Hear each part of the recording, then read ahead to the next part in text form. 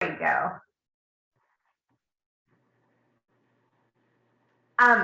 So we have a lot to cover today. So lots has been moving on the federal policy level, and I am Emily Faden with Grounded Solutions Network. I'm our VP of National Strategy, and I have been working very hard to advocate for our field to try to get shared equity homeownership incorporated into recent and emerging legislation, as well as really trying to prioritize housing justice and racial equity in housing, and all of the work that's kind of coming out of Congress right now.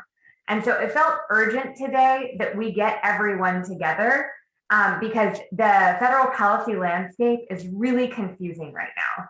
And so we wanted to talk through the various bills that are being considered. Sorry, Jenny, are you seeing my next slide? You're on the like opener right now. I'm having trouble moving my slides. Here we go. Yeah. Okay. So on the agenda today, I just want to give that brief overarching view of what's going on in the federal policy landscape. And then I want to hop into basically a couple bills that are comprising the House's vision for a comprehensive housing as infrastructure package. And then I really want to hone in on two particular bills that can support shared equity homeownership, which is number 4 and 5 on this list. And then I want to talk about what we all need to be doing as a field, because it is very real that the resources that could be supporting shared equity could be cut on the cutting room floor as this stuff moves forward. So we need to really be taking a lot of action and advocating for the field in the next month. So with that, I just want to cover, what's happening now. Some of this we're hearing in the news, some of it less so. So first up, the eviction moratorium unfortunately ended on July 31st. And I did want to just make sure that everyone kind of understood what happened there, which was the administration was very concerned that, and if they pursued an additional eviction moratorium, that it was going to be cut down by the Supreme Court. And found, not legal to do. And so, unfortunately, they elected to, in the final hour, punt it to Congress because Congress could legislate the authority for that eviction moratorium to occur and be issued by the CDC. Congress could not get it together in the final hours over the last couple of days, and they fell short of being able to get the vote to move that forward. So what is happening now is that the administration, along with Congress, is signaling very strongly that basically every agency under the authorities that they currently have really needs to pursue additional action to pursue activities that will effectively act as an eviction moratorium. And the group that is leading this is the National Low-Income Housing Coalition.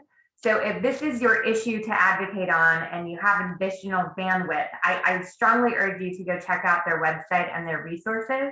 They also have a standing weekly meeting on Monday afternoons where they're providing up-to-date information and how to engage in advocacy.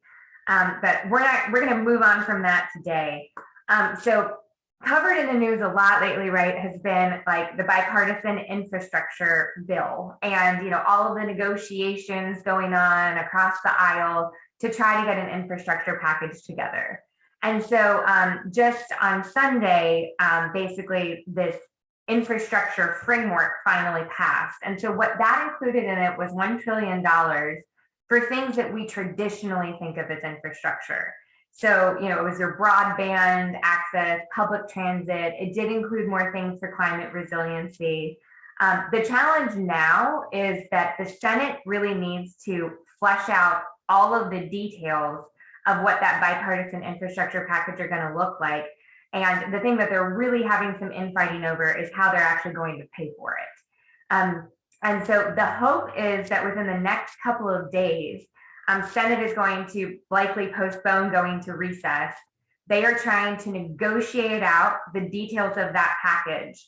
And then right on the heels of putting that out, the Senate is going to be putting out a spending package that is really based upon President Biden's American Jobs Plan and the American Families Plan. And so this is $3.5 trillion of resources, and it has been signaled by, both the House, Senate, and the administration that housing will be included in this. The reason why this is being done separately is because they plan to use a reconciliation process to get this through. So the reason why they're using reconciliation and why it's separate from the bipartisan infrastructure package is because through the reconciliation process, what they're able to do is that they will have to pass a budget resolution. That budget resolution will only need simple majority in the Senate to pass. So that means that our vice president will be the deciding vote. They don't need 60 votes, which is traditionally what's necessary in order to prevent a filibuster. So this is the bill. This reconciliation package is the thing that we need to have our eye on, because this is where any resources for housing are going to go.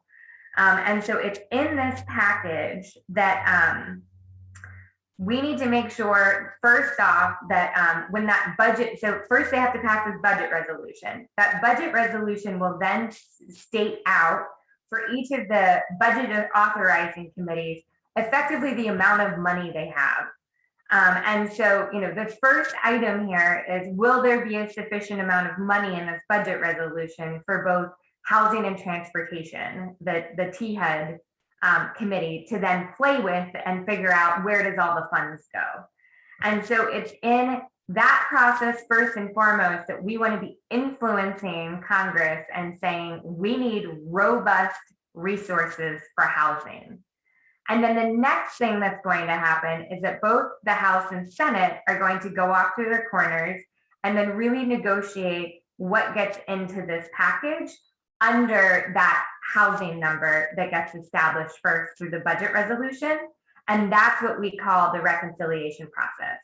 That reconciliation process is likely going to go through August and September, is my guess. Our time to be influencing things is now. And so in order to influence what that budget resolution top number for housing would be, and in order to kind of state the values and what the House wants to see be included in that reconciliation bill ultimately, Congresswoman Maxine Waters, who chairs the House Financial Services Committee, in the middle of July introduced what she views as a comprehensive and holistic legislative package. This package is more than what the administration had put out in their American Jobs Plan for housing. Namely, the big differences there are the fact that the administration was very focused on the supply side and basically did not have an interest originally in including things that we would call the demand or access side, such as down payment assistance. Thank goodness, Chairwoman Waters is an amazing advocate for housing, and she has basically pushed back and gotten a ton of support on the House side to say, no, we need to have a full, comprehensive, holistic housing package that goes all the way from, housing vouchers and working to end homelessness through supporting, advancing racial equity and homeownership and addressing the wealth divide. And so this is what I really want us to focus in on today, is understanding what is in this package that the House has put out, how we need to advocate specifically for these things. And then, that is our way to then influence the rest of Congress to be a united front and a united voice to say, this is what needs to be in the reconciliation bill. So with that, what I want to do now is I want to hop into these 4 different bills. And so before I do that, I do want to just flag one thing here. Under the Housing as Infrastructure Act of 2021, which is her big $600 billion housing bill, there are 2 programs in it that are new: the Down Payment Towards Equity program and the Restoring Communities Left Behind program. These two programs I will highlight for you will absolutely be able to support shared equity homeownership in big ways. They have been introduced as separate bills. And the reason for that is because that is an opportunity for the chairwoman and for others in Congress who have introduced these bills to build political support for them to make it into the housing as infrastructure. So technically, both of these separate acts have already been incorporated into housing as infrastructure, but we also have work to do to get co-sponsors onto each of the bills independently of that, because that's how we're going to drum up sufficient political support so that when Congress is in that negotiation saying, hey, what stays in this housing as infrastructure piece, these aren't the things that end up getting cut. Because ultimately, new programs and new ideas are always going to be the first thing on the chopping block, you know? So this is where we have a lot of work to do as advocates. But so with that, let me hop into what this comprehensive picture looks like. So first, and I will be asking at the end of this, we are getting folks to sign on and to endorse your organization signing on to an endorsement of the 3 big bills that Maxine Waters recently introduced. While many of our members don't actually work in homelessness, we absolutely believe that Chairwoman Waters' approach with this comprehensive package is the right one for truly advancing racial equity and that really addressing the comprehensive housing issues in America. She is asked over and over again. She frankly doesn't have an interest in the Grounded Solutions of the world or the National Low-Income Housing Coalition signing on to these bills. She wants the groundswell of support to be a united front from housers and racial justice advocates to be signing on from the local communities and expressing your support so she can build this political momentum so that these things don't get cut. And so we are asking all of our members to support her in that and to endorse all 3 of these bills. So with the Ending Homelessness Act, the biggest and most amazing message here is that this is a bill that would actually start to establish making vouchers an entitlement, effectively having universal vouchers. And so, we know that 3 out of 4 households that are actually eligible for vouchers today don't have access to them. So this bill is really the big signifier of saying we need to comprehensively address homelessness, and we're going to do that not only by establishing an entitlement for vouchers, but then also providing the initial funding necessary to really pursue permanently supportive housing solutions and additional wraparound supportive services that are necessary to help people get out of homelessness and climb through the economic ladder over time to not return to homelessness over time. So the next bill I want to turn to is housing as infrastructure. Housing as infrastructure is the meat of what we are trying to get in the reconciliation package. This is the real deal bill with all the money in it. And so this is $600 billion in total. As you can see, it's a very long laundry list of all of the things that would be included.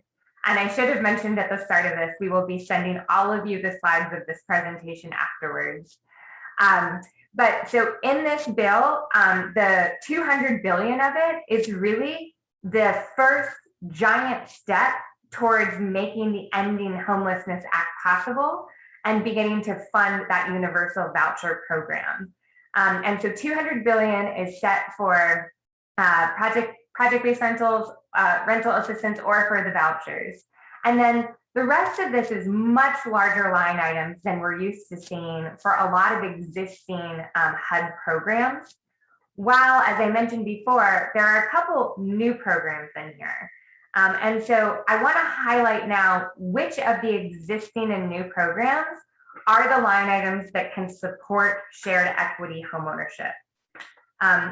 Never, certainly in my lifetime or doing work on the federal policy level, have I been able to say that is the possibility of accessing potentially $70 billion of resources for shared equity homeownership.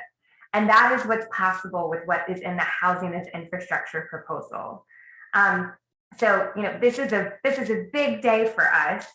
And so the programs that are just hugely funded in comparison to what they have been before is the home program and CDBG. So just to put these numbers in perspective, the home program on an annual basis is typically funded well below $2 billion. And currently in housing as infrastructure, it's at $35 billion. For CDBG, that number is typically somewhere between $3.2 to $3.5 billion, and we're looking at 15. This would be miraculous for our members. So I know that a lot of you are dealing with, the same thing, and we're seeing it all over the country. Most participating jurisdictions have elected to say, we're using our home funds for rental. That's where we have the greatest need. We're going to be using it for our gap financing on our rental deals. Participating jurisdictions will be hard pressed to do that when they have $35 billion of resources, right? Their allocations will be very large, and what they can include in their annual action plans and their consolidated plans will really need to also reflect that they have to comprehensively address the affordable housing needs in their community. And so if this money goes through, it's also critically important to be advocating and influencing what your participating jurisdiction elects to do with this money. But I'm very hopeful that we'll see a lot more of these resources come down for homeownership and for shared equity homeownership. As I mentioned before, I want to hop into the two new programs that could potentially fund shared equity homeownership. And so, as I mentioned before, the down payment towards equity program is included in the housing as infrastructure at a $10 billion level. But the independent act that Chairwoman Waters introduced is actually funded at a $100 billion level. And we are drumming up as much support as possible for co-sponsors of this independent bill to send a signal to Congress, no, you cannot cut it when we move into the reconciliation process. So in the Down Payment Towards Equity Act bill, I want to explain how this program will work. 75% of the funds are going to be allocated to states based upon a formula of need. 25%, however, are going to be competitive awards through HUD to eligible entities. And eligible entities do include nonprofits. However, in the legislation, it does specify that you have to be targeting your services to minority and low-income populations and providing services in neighborhoods with high concentrations of minority and low-income populations. That is not my preference, only because it creates complication that I don't think is necessary. And I think it has some unanticipated consequences related to helping families enter high opportunity neighborhoods. That being said, this wasn't a battle that we won at the end of the day, but we did win some other battles. So I'm hoping that everyone can still get on board despite that creating a little bit of a complication with administration. The good news is that up to 5% can be used for administrative costs, both for the states or those eligible entities. And 5% of the funds are required to be used for HUD-approved housing counseling. And if individuals try to go and access assistance through this program, but they're denied because they're not mortgage ready, they have to be referred to housing counseling, and they have to really be promoted and supported to be given another shot down the road. And then lastly, up to 1% can be used for capacity building. Now, when we're talking about the eligible uses of this bill, this is where we had our big win. There are lots and lots of wonderful national partners that we have that are major advocates for down payment assistance. And we, of course, support that down payment assistance is something that can help so many families access home ownership. But in reality, when we are talking about helping communities of color and people of color get into home ownership, often down payment assistance isn't going to be enough. And oftentimes it's that deeper subsidization that shared equity home ownership provides that enables people to be able to access home ownership and then hopefully even, enter homeownership in the private market after they've had success in a shared equity home or a community land trust home. So it took a lot of education, but we got there. And this bill now allows the funds to be used, not just for down payment and closing costs, but truly for the subsidies necessary for shared equity homes. So when you're doing a shared equity home, we hear it all day long, when things are structured as DPA that goes to the homeowner, it doesn't actually work for the shared equity model. We need that money to be able to be funneled to the nonprofit and to act as subsidy that gets tied into the home to lower the purchase price. And so we were successful in getting that in. Now, on the amount side, we didn't get everything we asked for. So once again, as I mentioned, there were a lot of national partners and a lot of local partners who were involved in the formation of this bill. A major priority for them was to help the maximum number of households possible. And so their priority was on having more than what we've typically seen in down payment assistance, but less than what it would take to serve very much lower income households, or the deeper subsidization that we typically see in a shared equity program. So $20,000 is kind of like the typical amount that folks can access, but $25,000 is for individuals that qualify as socially and economically disadvantaged. This is language that had to be used in federal legislation to make sure that we were not creating something that could be challenged through litigation by privileging any one race or protected class of people. So the way that the bill is written is that it defines socially and economically disadvantaged people, where people of color are presumed automatically to meet this designation. And so the purpose of this here was really to introduce as much equity as possible and trying to get these resources to persons of color in order to address the racial wealth divide. And so that is where this concept and term comes up, and that is where there is the increase in the amount up to $25,000 that is permitted if you qualify as a person of color through this designation. Now, we didn't succeed in getting, I wanted $75,000 to $150,000 for shared equity homes to be possible in here. But at the final hour, I did actually get the House Financial Services Committee staff to include language in the bill that says that the Secretary has the authority to increase the amounts for high cost areas and for shared equity homeownership. So the way that I imagine this going is that our members will be most likely to access these funds through the competitive grant process for that 25% of the allocation I talked about, where they applied to HUD and then they request an increased amount to the Secretary by presenting the rationale for how that permits them to serve lower income households. It permits them to serve more households over time, and it permits them to serve more people of color over time, which is truly the intent of the bill. So, I will be working with members if we are lucky enough to get at the stage of rulemaking and grant applications to really try to help everyone access these funds and get the amounts that they need. So in the bill, qualified homeowners, this is another major part of the bill, was to try to target first generation home buyers. So it can be up to 120% of the area median income. You do have to be a first time home buyer per the typical way we think about that under HUD rules. And then you do have to be a first generation home buyer, which based upon how complicated implementation of this concept could be, it's not as robust as maybe we would like it to be, but we didn't want to present additional barriers of trying to prove, for instance, that your parent hadn't owned in the last 20 years, or if they had owned a house but lost it, we certainly didn't want those individuals to be excluded from the bill.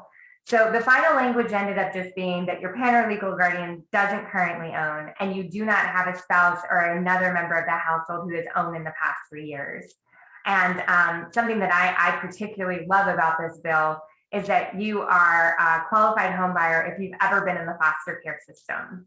And so, we know the unfortunate and sad story of how difficult it is for young adults aging out of foster care to actually be able to get a leg up, and this bill would do that for them. So with the traditional DPA, it's going to burn off over time over 5 years. So if you get $20,000, 20% burns off annually until you don't owe anything at the end of year 5. For shared equity homeownership, the bill explicitly states that the funds will be staying with the home to keep the home affordable. And so, we think that we've done a good job of designing this and making it clear that the intent in this bill is to not just do DPA, but to also do shared equity. So as I mentioned before, this is a new program.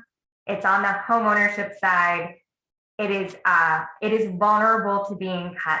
And so we have to be drumming up as much political support as possible on this bill. And specifically, our field needs to sing the high praises of the inclusion of shared equity homeownership and educate our members of Congress for why that matters. So moving on now, and once I go through this final bill, we'll pause and take some questions. So feel free to enter them in the chat box, or we can just let you all unmute and take some questions at that time. I just want to get through this final bill. So the next bill is particularly exciting. It's called the Restoring Communities Left Behind Act. This is a bill that I actually worked with a small group of national partners on before even the pandemic started. We were talking to Representative Capter from Toledo and Representative Tlaib's office from Detroit. And they were really interested in developing a piece of legislation that would truly address what the name implies, communities that have been left behind. So those areas that have just seen longstanding disinvestment, those areas that, it doesn't matter how much money you throw at CDBG or home, these communities need comprehensive investment and deep investment in order to see real transformation for their residents, while making sure that we are not displacing people of color in the process. And so the original bill, once again, remember, this is in housing as infrastructure for $10 billion, but the independent bill was for $5 billion annually for a decade. And it did have $250 million of SHOP just for 2021. That was a little bit of a tag on. So the way that this program would work is that HUD would administer it as a competitive grant program to an eligible local partnership, which would be led by a nonprofit. That nonprofit, depending upon, you could be in a rural area with very few, possibilities for partnerships. So you might need to partner with, like, for instance, SPAHI, original CDFI that specializes in Appalachian lending, or you can have robust partnerships across anchor institutions, housing advocacy groups, and have a larger consortium if you're in, let's say, a targeted urban environment. So we really left flexibility, but we did want that nonprofit to be at the core. And then the eligible localities, we left a lot of flexibility for, while trying to maintain the intent of this bill, which is, this is not the bill that is trying to target urban neighborhoods that are experiencing some gentrification pressure or rapidly appreciating housing values. This is for the places like Toledo and Detroit, and our Rust Belt cities that have seen massive population loss, and where communities, especially communities of color, have been left behind. And same thing with the rural and more farming and urban southern communities. We wanted these resources to be targeted there, and so there's flexibility in terms of what the locality must meet, and there's also flexibility in terms of how you want to define the locality. So the locality can be a county level in a rural area, or it can be a very targeted number of census tracts in an urban area. Now, in terms of what the money can be used for, a major focus of this is to be trying to provide assistance to existing residents.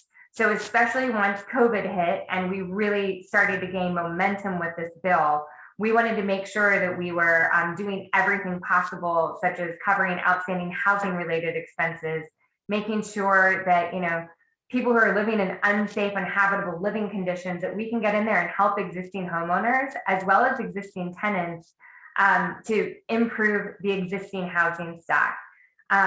But what this also allows you to do is to go into these areas and purchase and redevelop vacant properties, abandoned or distressed properties, and create affordable housing. And you can do shared equity homeownership through that as well. And you can also cover pre-purchase counseling or down payment assistance. We were very lucky to actually get the bill to include covering the costs of both establishing and operating a community land trust or land bank in new areas. And then we recognize that these, in order for the affordable housing and the homeownership component to be successful, we did need to make sure that these areas had some money, but limited, for demolition, and then for your broader community development activities like putting in sidewalks or sewage line. And then we wanted this to be community driven.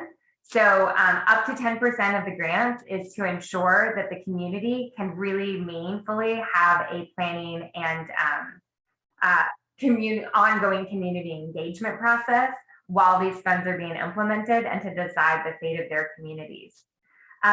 So the Restoring Communities Left Behind Act is gaining traction. It was introduced in the House back in April, and it has 50 co-sponsors, including one Republican who is Representative Upton, who just loves land banks up in Michigan.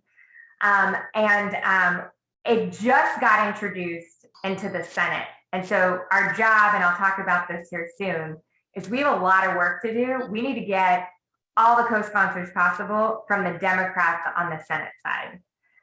Because this is going to be considered, both this and the Down Payment Towards Equity Act, through reconciliation, we don't have a lot of attention on Republicans right now. We've tried it, we've gone down those avenues, but since these are going through reconciliation where the play is we need all the Democrats on board, we need to stay focused on the Democrats and our advocacy. Okay, so I'd love to pause here and take questions, and I'm sorry, I know it's just me talking a lot. Jenny, are there any burning ones in the chat box, or should we let folks unmute?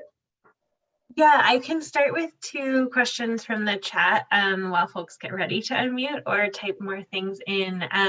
One was a question from Ryan when we were on the Down Payment Towards Equity Act, and I think you didn't quite answer this one, was how are they determining neighborhoods having high concentrations of minority and low-income populations?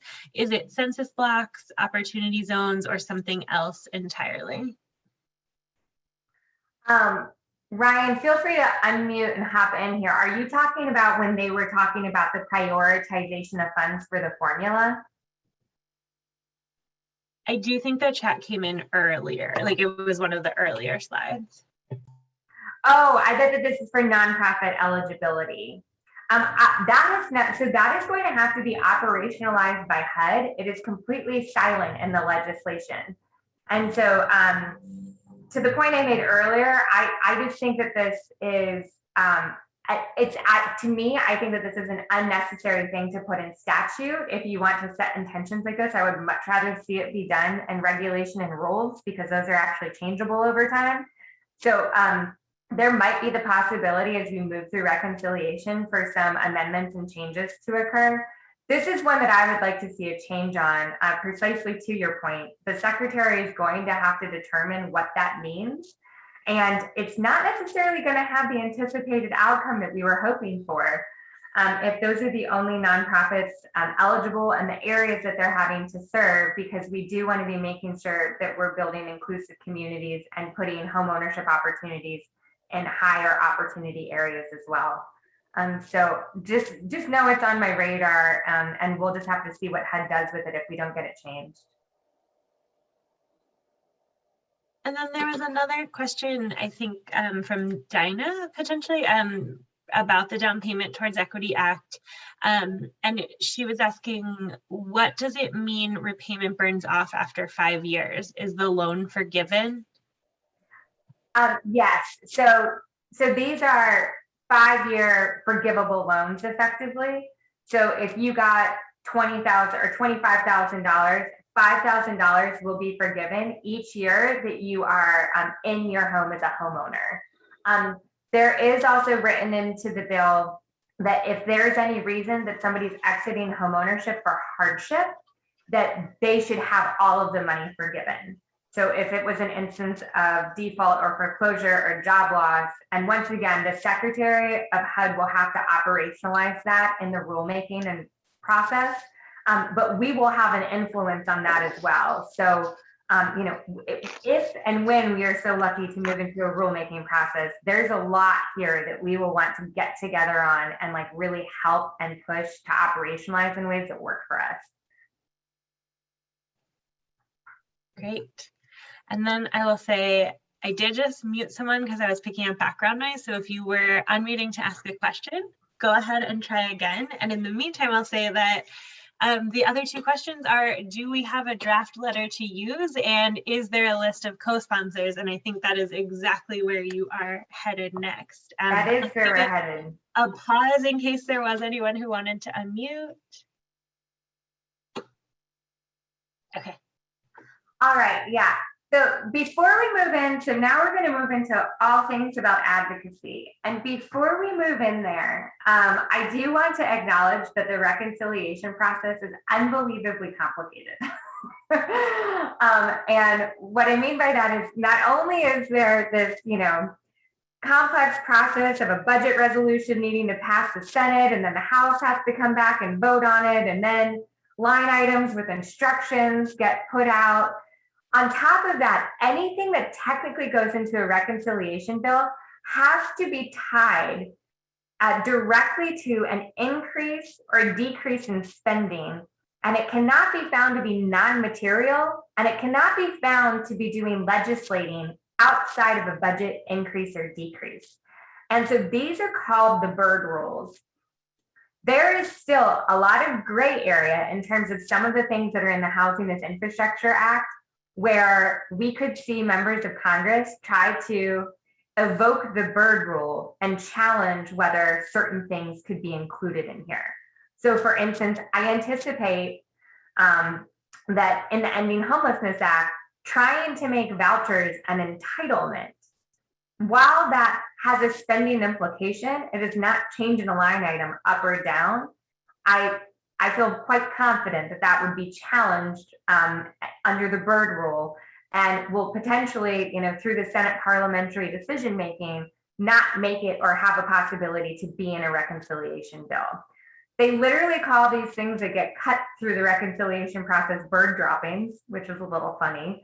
The only challenge for us, right, is that there's a little bit of a threat that anything that is determined as a new program, they could make a case for as being a challenge to the Byrd rules because it's legislating.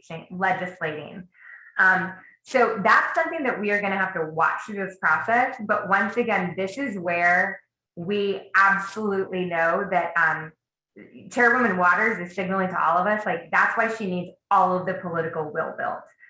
So she just wants us to be as loud as possible on all of these packages and all of these specifically new programs, so that we do not fall by the wayside if we can help it. Okay, so once again, there's lots of links and everything. And when we send you the slides afterwards, we're gonna also send you additional resources.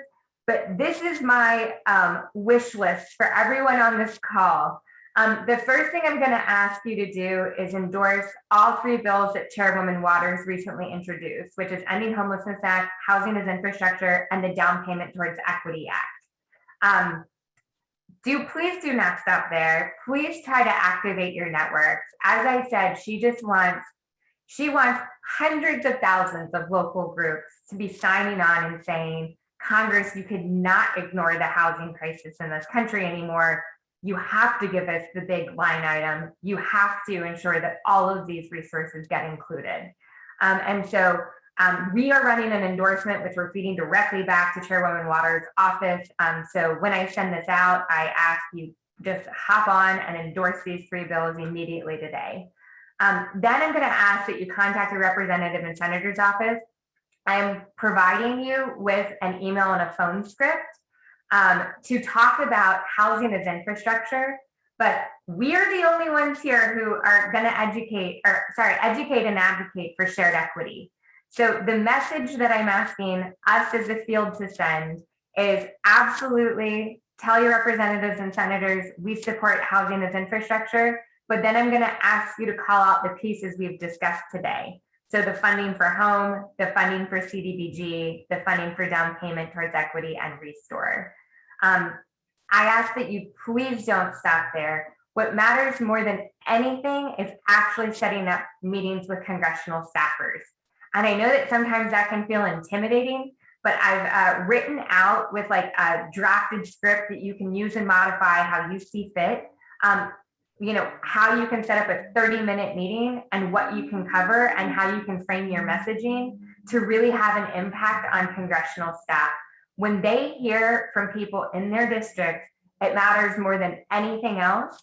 And, you know, effectively, when you make a phone call and you send an email, there is somebody there counting support from constituents for each of the bills, and that matters. But it matters so much more when it's actual meetings being called to say, hey, this matters to the work that I do and the community that I serve. So if you don't know who to contact in your congressional offices, always feel free to reach out to me. Typically what you're going to find on your representatives' websites is their local offices, and you can of course make a request there, but I'm also happy to try to identify the DC housing staffer if you want to go that extra mile and have those additional meetings. Now, I mentioned before that the Restoring Communities Left Behind Act was introduced back in April in the House. Well, we just got the companion bill introduced in the Senate a couple of weeks ago from Senator Gary Peters of Michigan.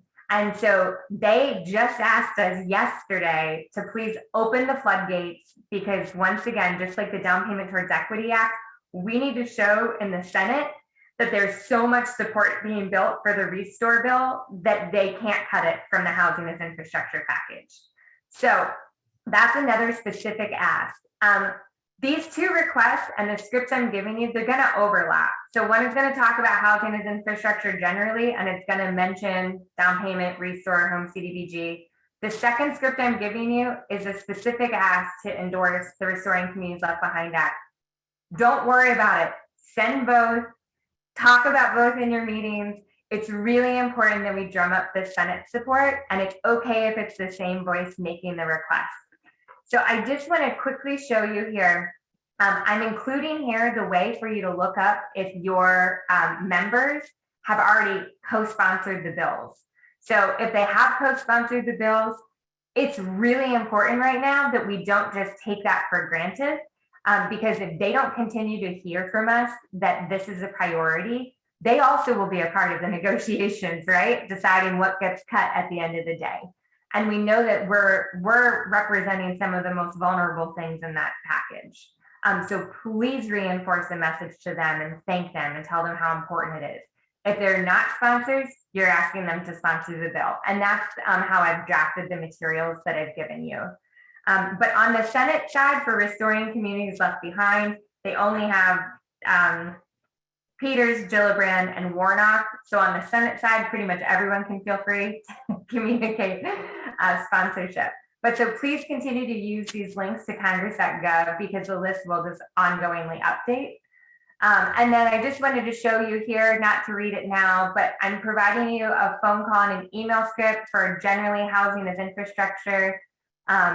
I do ask that you personalize it a bit if you can, and make it your own and talk about the work that you all do in your communities. And then I'm providing you with a 30-minute, which I've done this protocol a lot of times already, so it's working out pretty well. But basically that protocol, that if you get a meeting request, that you have some key talking points that you can try to go through. If questions come up in congressional meetings, they do not expect you to be experts on everything that's flying around. They're going to ask you a wonky question like, well, how does the Restoring Communities Left Behind Act differ than the previous NSP program? That is one of those things where if you get those questions, I love to know that feedback. And you can just say, oh, you know what, we're going to have our national policy person that represents us come back and talk with you. And you can just email me after your meetings and I can follow up with the congressional office. And also, if you are feeling concerned about having any of these meetings. If it's possible, I'm happy to try to join you. It's just more important that they hear from you than me. And so, I'm happy to basically like take a lead or just like sit in on a call if I'm available, and then do any follow-up that's necessary. So when it comes to the Restoring Communities Left Behind Act, as I said, it was just introduced in the Senate. Our targets right now are banking committee members on the Democratic side. And so if you are represented by any of the folks on this list specifically, please reach out to me. Let's go the extra mile with them. And I'd love to set up a congressional meeting just with you and to talk about the Restore bill with them. And this is really our target list, because these are the folks who are going to be the deciders, first and foremost, with what gets in and what gets out. And we need to get some Senate champions. We have a lot more on the House. It's still important to drum up support in the House, but right now this is the priority. Now, that being said, if you have a Democratic senator not on this list, we want to be reaching them too. And so when we follow up, I'm going to provide additional resources for communication materials on the Restore bill so that you feel armed and ready to go. But I'm also including right here the email draft for you to specifically link how Housing as Infrastructure and this Restore Act tie together, and how they should reach out to Senator Peters' office for co-sponsorship. And so, these are just quick and easy ones that you can modify and then shoot off. And this would be a world of help for the field, because like I said before, like no one else is going to advocate for shared equity but us. And, we hear all the time like, oh man, we love the model, but like, we just don't hear enough from you, or, that kind of thing. And so this is our time to just be as vocal and loud as possible, and really advocate for all of these resources while making sure that the primary message is about the pieces that support our field too. So Jenny, with that, if there's any additional questions, I'd love to hop on into them, or comments if people have any concerns about bills. Yeah, there were quite a few that came in, but one is just the reminder, what is the timing for this advocacy? Anytime in August? Yeah, that's a great question. I would say in terms of prioritization, one, endorse all 3 bills today. The sooner the better, because that's a quick and low bar ask. 2, I would start working the Senate as quickly as possible on the Restore bill. If you have a Democratic senator, I would say please do that next. And then after that, we basically have August, as I mentioned, so Senate is pushing back their recess. We anticipate that the House is going to come back early from their recess to basically set the bar, or set the bill for the reconciliation process to then move forward. So that would be setting that high line item. And so it's great if folks could get an email out, sometime in the first few weeks of August, that's at least saying, hey, I'm supporting this. This is the amount of money that we want to see Housing as Infrastructure represented in whatever gets through the reconciliation process. More intensive advocacy can probably even move into end of August to beginning of September. It's really hard to predict where the holdups are going to be in this kind of process. And then one other, do you have any more pointers on how to personalize a message? Like if you're taking that template, where do you see the big opportunities for personalizing messages? Yeah, so I definitely included some prompts to try to say, here's what you could put in there. But the biggest thing that I think you want to do is tie what the bill is about, or tie what the resources are about, to what you deliver to your community on the ground. And linking it to, resonating with the fact that you are, just like your representative or your senator is there to serve your community, you're serving your community too. And so if I was talking about the Down Payment Towards Equity Act, I might link that to how we have a racial wealth divide, how we have a homeownership gap in our community across people of color versus white households.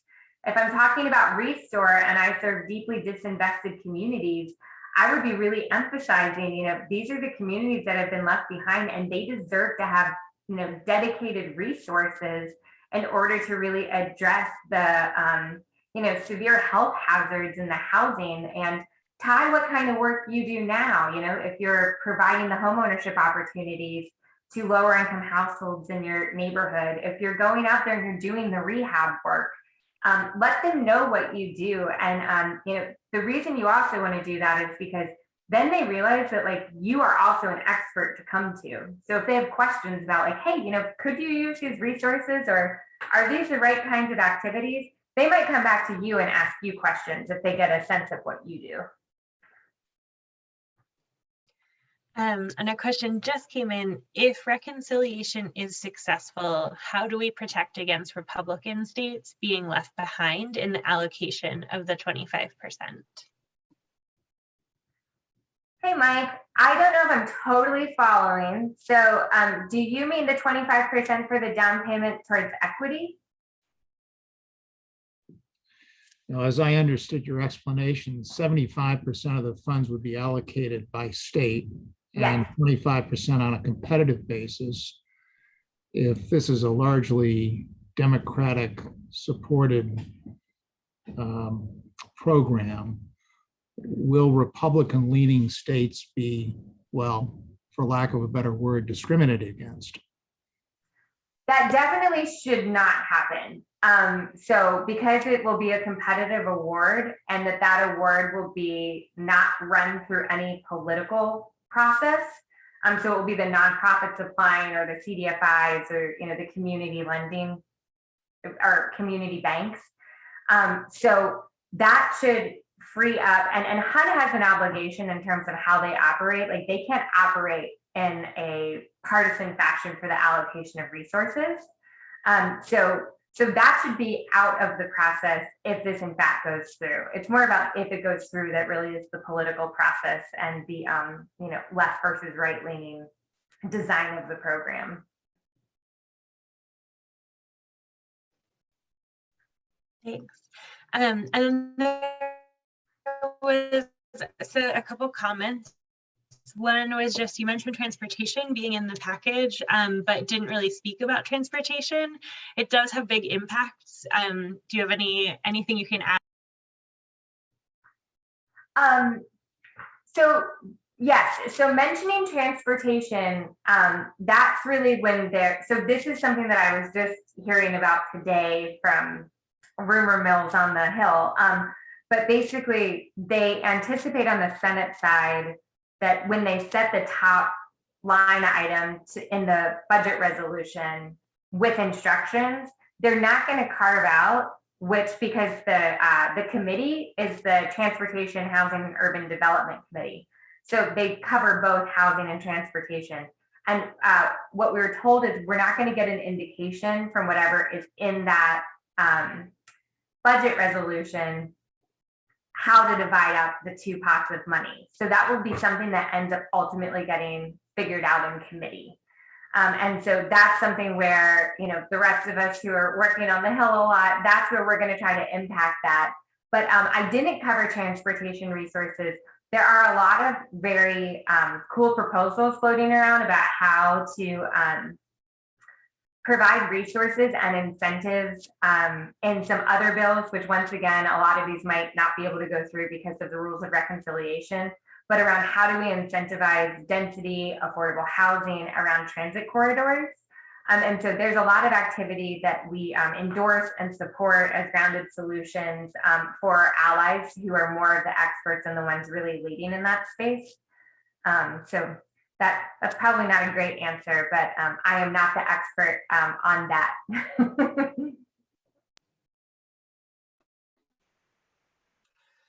Yes. All right. I think that's most of the questions. Yeah.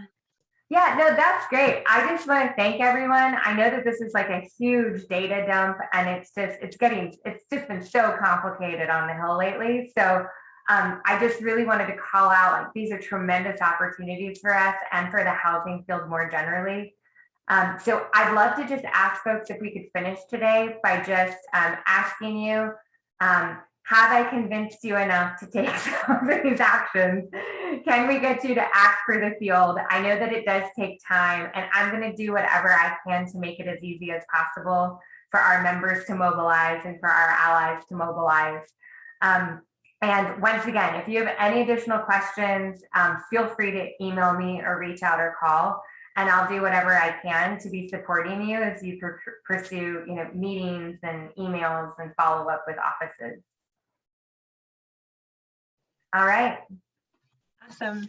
I'll leave the poll open. We're getting some good responses though. And I'll ask Emily, can you swing over to the very last slide with some more like resources and quick reminders about upcoming things? So just seeing again that everyone will get the information, the slides, and we will include some timelines maybe in the slides because that does seem like a frequently asked question coming up again. So we'll get all of that information out so you all can take these actions you're committing to.